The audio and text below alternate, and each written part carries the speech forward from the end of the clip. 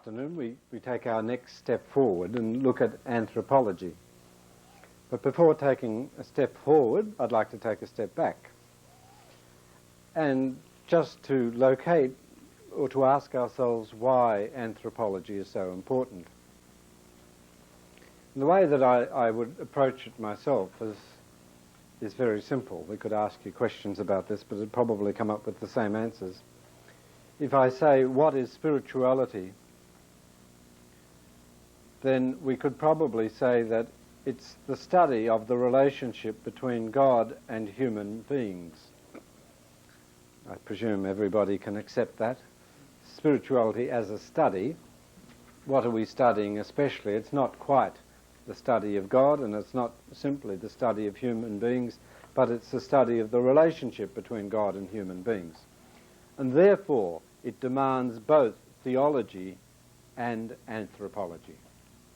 It is neither theology, nor is it anthropology. I've got anthropology in inverted commas there. I don't mean cultural anthropology. I mean the science of the human being, an understanding of what it is to be human. And so, to understand the relationship between God and human beings, we must understand something about God, we must understand something about human beings. If we have a false view of God, if I consider that God is someone to be feared, someone who is a dread in my life, somebody like my terrible stepfather, for example, if that's the kind of image I have. I even know somebody who could never say the Our Father, simply because she'd had a rotten stepfather who'd done unspeakable things to her. And so, if that was her image of God as Father, she feared him, certainly. But there was something defective about her spirituality. I know other people who have a defective knowledge of what it is to be human. And because they have a defective knowledge of what it is to be human, then their spirituality is on the nose as well. And so a distorted view of human reality results in a false spirituality. And I think that's the kind of thing that I'd like just to reflect on a moment before looking at this question of anthropology. How important it is that we know what it is to be human. And the danger is we come into the novitiate and we get a Bible flung at us and we're told to go off in the corner and read it till our eyes pop out. And everybody wants to know how your reading is, how your prayer is, and if something goes wrong, here's a double dose of Bible for you, and try some more. And that's important, and it's certainly part of monastic life. But it's also part of monastic life to know who I am, to know what it is to be human. And it's not enough simply to have psychology and all the human sciences to tell, but what spirituality is the combination of both. And the ability to be fed both by theology, both by an authentic theology and an authentic philosophy of human being, if you like, an authentic understanding of human reality. And to appreciate the fact that if either of those is defective, then the end product will be a disastrous spirituality. If my knowledge of God is nothing, if it just comes from the catechism, well, the danger is that my study of the relationship between God and human beings will lack profundity. It'll have a few theological words, but there won't be any profound novelty or newness about it because it's based on half the information is stale. And I think, it's worthwhile saying that one of the things that makes some authors particularly charming when we read them is that they have this balance. They certainly have a picture of God, a knowledge and understanding of God that is enriching, that is deep, that is profound, that is personal, and they certainly understand human nature. I think we could say it of all the great spiritual writers, they understood human nature. And all the phonies we've ever met are people who, for the most part, didn't understand human nature, and if they did understand it, they didn't like it. And as a result, they tended to want to eliminate it or something like that. And so that's why it's very important to see that one of the great characteristics of Cistercian spirituality is precisely its emphasis on anthropology. Before we go any further, I'd just like to throw up on the screen one of my favourite quotations. Needless to say, it supports what I'm saying. I wouldn't get there if it didn't. It's from Theodore Rothschild's book, The Making of the Counterculture. And what he says, the problem with the counterculture mainly is that it's not counter enough. It rejects some aspects of the society, but for the most part, it accepts perhaps 80 or 90%. And he says the greatest single victory bourgeois society has won over even its most irreconcilable opponents is the fact that it has inculcated in them its own shallow, reductionist view of man.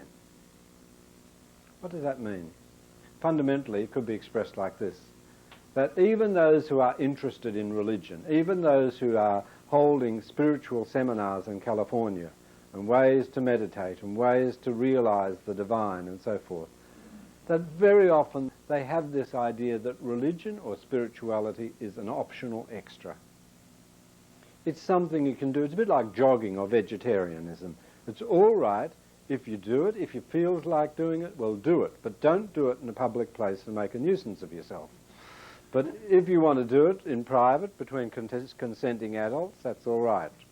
But don't bring it out into the open. Don't let it get in anybody else's way. Now, here is where we've got to say that that is not the traditional view of religion, the traditional view of spirituality. It's not an optional extra, but it is a part of nature. And what he means by reductionist view of man is that we've cut man down to size. We say that human being doesn't really, is just a non-spiritual being. We don't affirm the innate spirituality of humanity. And he says that's the greatest victory, is that we've reduced human being to the level of a consumer, to the level of a worker in an industrial society, to the level of a sociological or sociometric unit, or whatever we like to say. But we have forgotten the innate spirituality of the human being.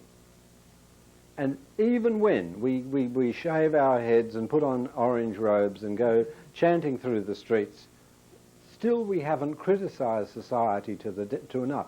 We say we're doing this because we want to, because it gives us fun, because we're different. But we are failing to say that human being cannot be reduced to any of these things, cannot be reduced to a cipher, but has an innate spirituality. And I think that one of the great things that we will find in reading Bernard is precisely this discovery of a whole different approach to spirituality, and thereby a different approach to prayer. By saying that it's a thing of nature and not a thing of will, by saying it's a matter not of going against our nature or building upon our nature, but rather letting our nature do what it really wants to do, then we're defining spiritual progress in a wholly different way. But having given that little policy speech, let's go back to scratch. And so just the final perhaps point that we can make is that in the 12th century, most of anybody who was anybody among the spiritual writers, most of them just refused to die until they had written some sort of work of anthropology, a treatise on the soul, on the nature and dignity of the soul, or something like that.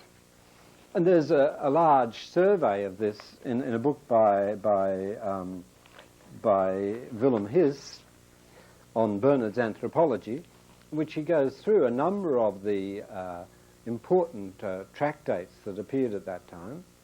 And there's another book by Javelet, in which he makes the point that these treatises on the soul, which are pretty boring to us today, but they were considered to be an essential part of the pastoral work of the authors.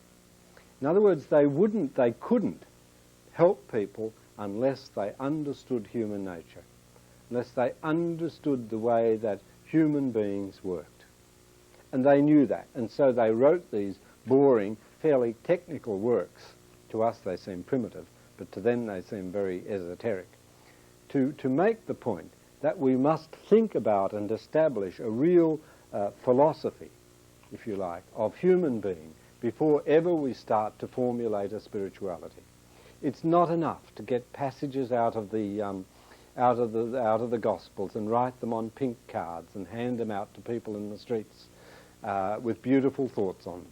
It's just not enough. We need something more solid if we presume to help people to find the way that God is leading them. So people like Origen, people like Augustine, Gregory of Nyssa, very famous, had a very strong anthropological understanding. So the bottom line, we just start on the first page of this text. One of Bernard's most deeply held beliefs was that human beings have by nature a pre-elective capacity and tendency which carries the whole being in the direction of God. You have made us for yourself, O God. It's the same thing. And our hearts can't sit down and have a rest until they rest in you. So they're not satisfied by anything else. There is an innate restlessness, an innate lack, an innate want in human being, an innate desiderium, an innate desire. And if it's innate, it means you didn't do it yourself. You don't get it by virtue of any work, but it's part of human nature. It's God's gift, in other words.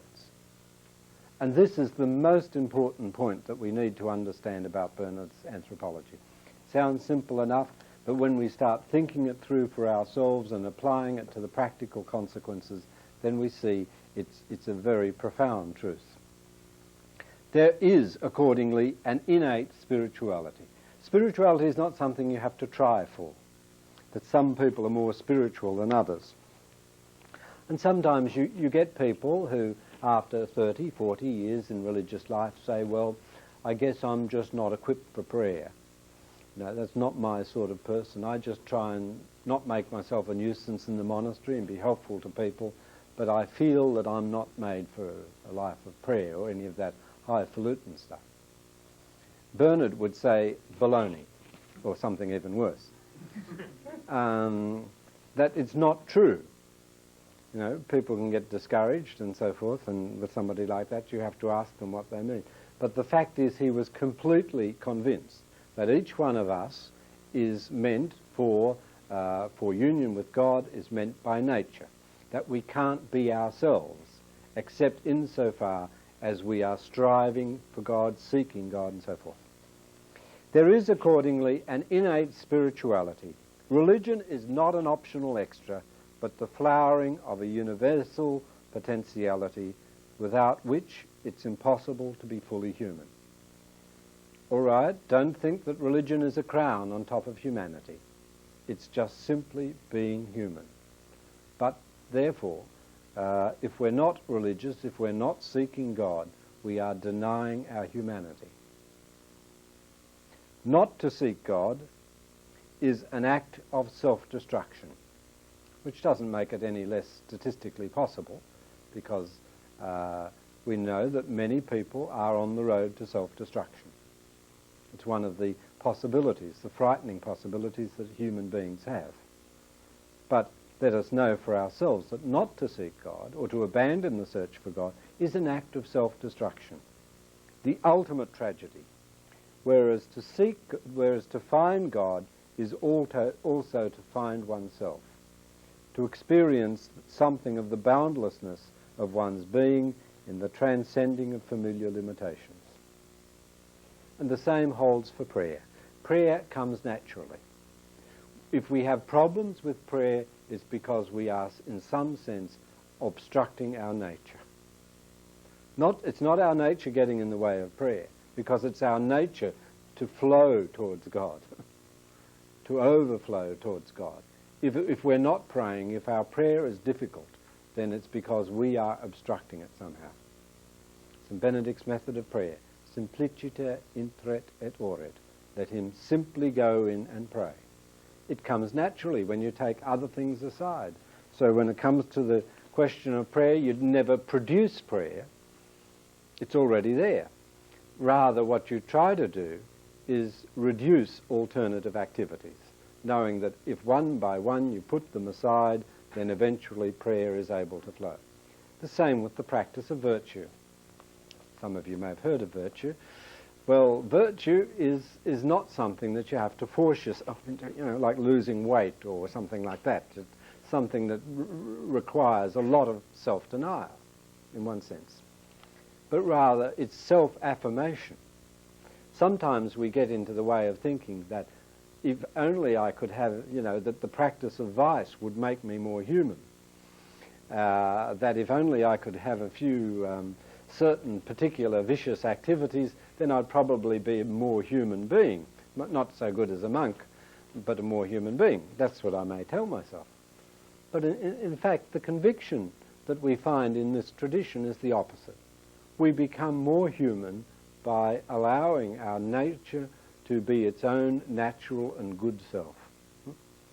The search for goodness is natural to us. When we become selfish, we become less human. And that is something that I think we need to recognize is strictly countercultural. And so it's going to react against everything we have learned since about day 3 of our life. Day 3 of our life, our father came to see us in the hospital, and we put his finger in, and we grabbed the finger, and he said, good, they've got a good acquisitive. And I often say that babies invented the Marxist salute, because they're always grabbing things. And we like it when they grab things, because we think that's the way of the world. And we train them. We train ourselves. We ourselves were trained in so many values, which are not natural human things, but our society forces us upon them. And so there's a constant collision, there should be if formation process is working well, between the values of a bourgeois society, of getting ahead, of living comfortably, of having lots of fun, of having beautiful holidays and high prestige and plenty to spend and plenty to waste and the Order of Canada on your lapel, all this kind of thing, or the Order of Australia. But the monastic values are different and require real negative criticism of these things before we can even begin to make progress. That's why it's important for us to have a philosophy of human being, which is in contradistinction to that which is generally held by the society from which we come. That's an element in which separation from the world is actually absolutely primary. So we're going to just talk about this for a little while and then get on to start looking at some details. All is grace. Now, whatever we have is grace. And so we don't need to say, well, if desire for God is nature, how come, it means it's a thing to be surpassed, because if we read certain translations of the New Testament, we find that nature lusts against the spirit and so forth. Well, as far as Bernard was concerned, that nature was God's gift. I don't know if you've read the trilogy of Henri de Lubac on supernatural, the mystery of the supernatural, and I think Augustinianism and modern theology were the 3 books.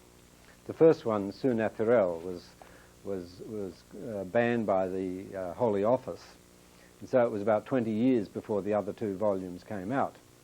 But the main problem was that he was taking the 12th century and authors up to the 12th century and saying that for them the supernatural didn't exist. The natural was already God's gift, and so many things that in later theology was called supernatural were simply flowed out from nature. But that's not to say that they were human achievement, but to say that they were a gift of God.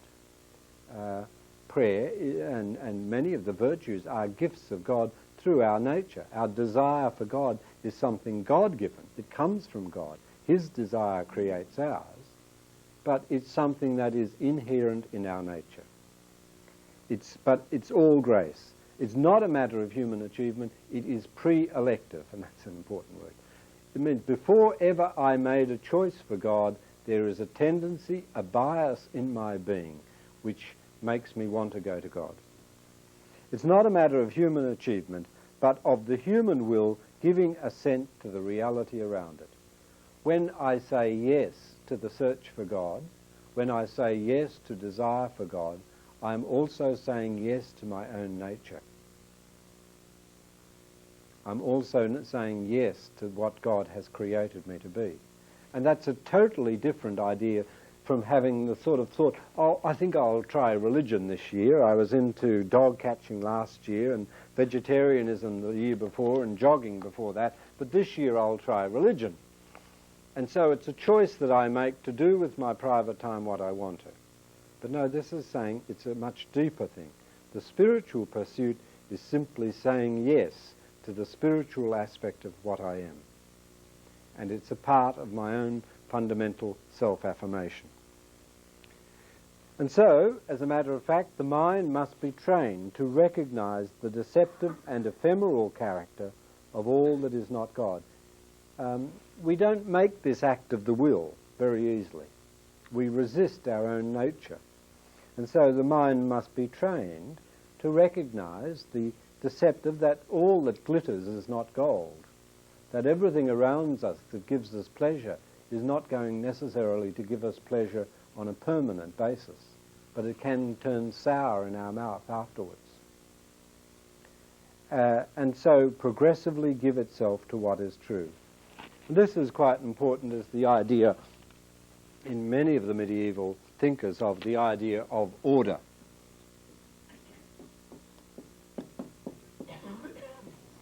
To understand almost anybody before the 14th century, you've got to remember that they had a different view of the world from the way that we had it.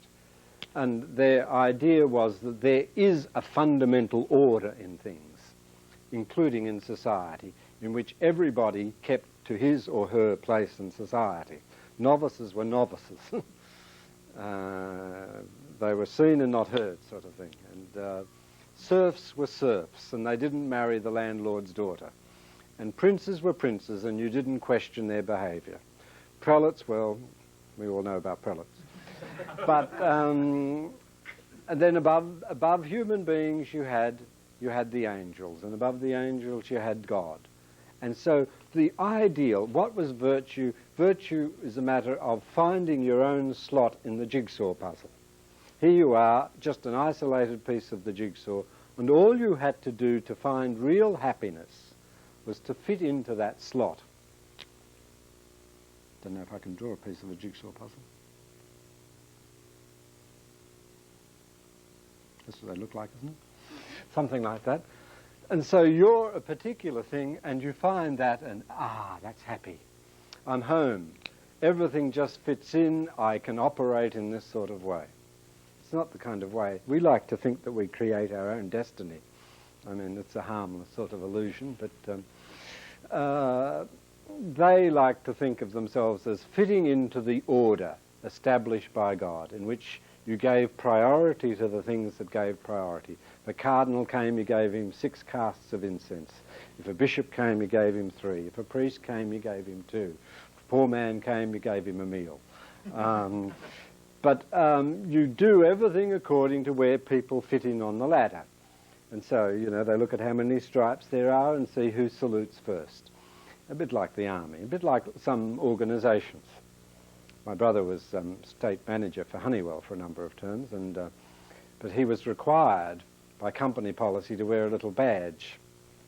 And so if he got into a lift, nobody else could get into that lift unless he invited them. They could see where they stood. He got sick of it after a while, but he could see everybody could see exactly where they stood in the company. If you were nobody, you had nothing. If you had a red one, well, you were somebody. If you had a silver one, and he had the sole gold one, and they said, But everything was modelled on that kind of thing. Fit into the order and you'll be happy. And so when they came to understand what it was that we had to do about our life, fundamentally they said, well, we have to order our priorities in accordance with the will of God. It was a basic understanding of things, and to some extent it made their life a little bit more simple than ours. All you have to do is to know God's will and to get your own will lined up with it. And to do that, you have to get your various love affairs, the various loves that you have, loves for parents, loves for food, loves for sleep, loves for reading, and so forth, to get them in their right order. You just shake the whole lot around until they all come out in the right order. And when they're all in the right order and you know the priorities, love of God comes first, love of so forth second, third, fourth, then it's a matter of relative ease to know what you're dealing with. Well, it's a little bit hard for us, but that's the way they conceived, that we train ourselves to recognize what is true and what is false, what is permanent, what is ephemeral, and so forth. And so the progressive monastic progression was a way of making sure that most of our love went for the higher things. And that text of St. Paul's at the end of 12th chapter of 1 Corinthians, have a zeal for better gifts. That's the sort of thing they liked. See what is better and really desire that, love that, pursue that, seek that, have a hankering after that. Don't seek the lower things, but rather seek what is good. So there must be an aversion from material things and a progressive conversion towards the realm of the Spirit and to God, towards the realm of the Spirit and to God. So this is the general drift of what they're going to say, that our life here on earth is a life in which our nature is always reaching out for something, it's always unsatisfied. And the danger is that we think, if only we had a box of chocolates, we'd be happy. If only we had our own private VCR and a collection of video tapes, we'd be happy. If only we had stereo in our room, we'd be happy. If only we were allowed to have a companion, we'd be happy. And so forth. We say, if only I'd be happy. And we don't know what to fix our desire on, what it is that our desire. Well, if we're unhappy, it's because we're needy, because we're wanting. And we really need to look to that need and say, well, what is it that you're missing out on? And what's the most important thing that you're missing out on? And fundamentally, we'll gradually find that it's the total experience of God, which is, according to St. Bernard, the only thing that can really satisfy us, the only thing that can make us say, that's it. Everything else, we say, what's the next one? You know, like somebody who's sort of stuffing themselves down and so that they'll have time to get a second helping. Because if you eat fast, then you might have a chance to get some more. But even as you enjoy it, you're recognizing that this in itself isn't enough. Have you ever seen somebody take one potato chip, crisp, and eat it and enjoy it and spend 15 minutes on it and say what a wonderful taste it is? Huh? We normally keep, the more we take, the more we want.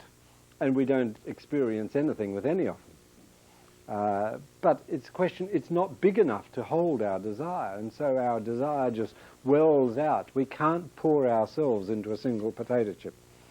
Well, some of you may be able to, but I can't. But we need more than that, and we're constantly seeking more. Thus, Marilyn Monroe, when you get what you want, you don't want it. We keep reaching out for more. And ultimately, when we get a few grey hairs, and a bit of wisdom, if we're lucky, we say, listen, all these things that I thought were going to make such a big change in my life, if I got a new room, if I got a new habit, if I got a new pair of shoes, I thought that then I'd be happy. But where am I? I often think that if a monk had gone into a coma 20 years ago and woken up today in a modern monastery, he'd think he was in heaven. You know, all the things that we thought were so terrible about monastic life, and even if you got rid of these things, we said monastic life would be paradise. You know, if you got this, well, we've got rid of them, and it's still as hard as it ever was, if not harder. And so we have to say it's not these material things; it's we're wanting something always. So what we've got to say is that it's desire for God which animates this whole process of reaching out. Desire to God, which is in our nature, which to some extent is given a special impetus through our baptism and the indwelling of God in our hearts. Before ever one becomes aware of desire, It is already active at a pre-conscious level. It's another one. Get out your pencils, underline that one. That's an important one. Before I even know about desire, I don't know what desire of God is. Not interested in God. But before one ever becomes aware of desire for God, it's already active at a pre-conscious level. And part of it is telling us that, oh, this isn't so good as I thought it was. A kind of disgust with the world and saying, oh, I've tried everything and nothing satisfies me. You know, give me something new, I'll try that again, but it still doesn't give me any. You know, I go back to it, I keep drinking from the fountain, as it were, but it doesn't really satisfy me here. So there must be something else in life. And we start looking for that something else. Now, we may say, well, it's certainly not religion. I know all about religion. I had my belly full of religion. Certainly not religion. But I'm looking for something. And it's the nature of God to be transcended. So if we know what we're looking for, we're not looking for God. If we're just looking for something that is beyond something which I haven't seen yet, something which I don't know of, then that's the real search for God. The fact that I don't put the label God onto it doesn't mean anything. I'm looking for something. I'm looking for something which is beyond description, which doesn't correspond. And you know this Hindu kind of thing of neti neti. You should go through the world and say neti neti. That overhead projector, that's not God. That chair is not God. Alain, Evo, is not God. The white blackboard, as it's called locally, is not God. I'll leave myself out of this. The screen, that's not God. Neti neti, that's not it. And as we go through life, the first phase of life is saying, that's not what I'm looking for. I know I want something, but that's not it, and that's not it, and that's not it. That's the first phase of our life. The second phase, after we've given ourselves to the search, is yeti, yeti. Yeah, that's it. That's it. That's it. Everything is it then. But we recognize God in everything. But that's the last stage of our life. That's about 10 minutes before we fall off the perch. But most of our life we have to keep saying, that's not God. That's not God. That's not God. She's not God. He's not God. That's not really that which is going to bring me satisfaction. It looks good because I haven't got it. Chocolate eclairs, they look terrific. You taste them, well, they're very nice, but they're not God. They don't bring ultimate satisfaction. They only add to the waistline. So, we'll read that sentence again. Before one ever becomes aware of God, it's already of desire for God, it's already active at a pre-conscious level. Now, the question is, do we really believe in the pre-conscious? You know, a lot of people say, that's all psychological stuff, rah, rah. Well, you know, it just means that there are things about us of which we are not aware. And realities in our life which never enter into our consciousness, but which still influence our choices. You know, what type of people attract us. We don't know why they attract us, but all we know is that some people predictably attract us. Perhaps we never even speak to them, and already we know what sort of person, we feel an affinity with them, and we feel a strong attraction towards them. Well, that's pre-conscious. Other things we have a repulsion of. We don't want that and so forth. We don't know why. And sometimes it's different things for different people. A thing may symbolize good things to one and not so good things to others, depending on past experience and other things like that. But all we're saying is there are lots of things which influence our concrete choices, of which we're not consciously, that we're not aware of at the level of consciousness. All right, before one ever becomes aware of desire for God, it's already active at a pre-conscious level. And so you'd have to say it's discovered. You don't fabricate it. You don't hand it around at the end of a seminar and say, well, we've got a bottle of desire for God for all of you. But rather, it's something that you have to discover in your own heart. It's a little bit like a vocation. You don't go into the kitchen and cook yourself up a vocation and add bits and pieces, but rather, to your horror and disgust, you discover it within you. And you say, don't blame me for this, it's not my idea. And certainly if it's not your idea, well, that's the best indication. If it is your idea, well, bye-bye, baby. You'll be out before long. You'll change your mind if you've got any sense. But we say, it's not my idea. It's something that I found inside me. And I just dragged it in. It was there, and it was crying out for attention, and so I went to look, and I found it. But it's not something I made. It's not something that I deduced, but something that happened to be there. So for Bernard, desire was not merely an affective movement at the level of conscious yearning, as perhaps it is more for Augustine. And certainly in the kind of 19th century piety that may put us off stuff, this idea that his desire was the languishing spouse, sighing and panting for her beloved heavenly bridegroom, all this kind of stuff. Well, it was the same language, but it was all something that was all at the level of consciousness. Whereas this is not all at the level of consciousness, much bigger than consciousness. It's something that irritates us, that won't let us settle down, that won't let us be happy with anything else. It's not merely an effective movement of the level of conscious yearning stimulated by superficial thoughts. Gee, I'd love to be a sailor. Why don't I join the Navy? You'd watch a film and say, why don't I be a railway driver? Or why don't I be this or that or the other thing? A kind of adolescent thing, a dream based on what movie you saw last week. That's not what desire for God is. Feelings and impressions stimulated by superficial thoughts, feelings and impressions. Such happenings are but the tip of the iceberg, the random effects of a much more fundamental tide. So the desire for God is really the primary movement of our being, the primary dynamic of our being, that which makes us human, that which carries us beyond the sensate world to a world which is beyond, to the spiritual world which we can't define fully. Occasionally it does go up into the level of feeling, occasionally into the level of thoughts, but these are only the tip of an iceberg. Whenever one comes into contact with the truth of one's being, if I hold up a mirror, if I say something, or you read something in a book, or you turn on the radio in the car and something happens in a song, all of a sudden it's as though a mirror, you look into a mirror and you see something deep within yourself. Whenever one comes into contact with the truth of one's being, this innate, pre-elective desire immediately floods consciousness. We see ourselves, we understand the force of this flood. It's not that I created it, it's not that the thought or the image or the mirror stimulated it, but simply it's something which gives it a form. I'm able to allow it into consciousness.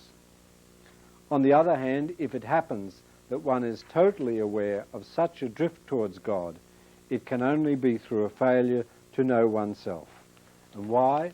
Usually from a preoccupation with instinctual gratification, if you know what that is, or because of total absorption in alienating external projects and ambitions. We might call it a day there, but we'll go on with more of the same tomorrow. But it's good to get this basic idea into mind, that when we talk about desire for God, it's not just something that, a bit of froth in our mind, a bit of fluff that gets wedged somehow in our head or in our heart, or a sentimental movement. It's fundamentally, it is those things, but they reveal a far more fundamental thing. We were created for God, even though our society doesn't help. We are created for God, and occasionally we become aware of the fact that our whole being is a being towards God. To be human is to be pros ton theon, is to be towards God, to be moving towards God. That's what it is to be human. And occasionally, and only occasionally, we discover this moment. To the extent that we allow ourselves to become this, to flood our consciousness, we have the act of contemplation. We become totally aware of our moving towards God, of being carried towards God, carried into God. Contemplation, response to vocation, so many things, compassion even, being drawn towards God in other people. But it's a thing at the level of being. It's an ontological reality, if you want a word for it. It's not a psychological reality. It's at the level of being. Okay, let's go.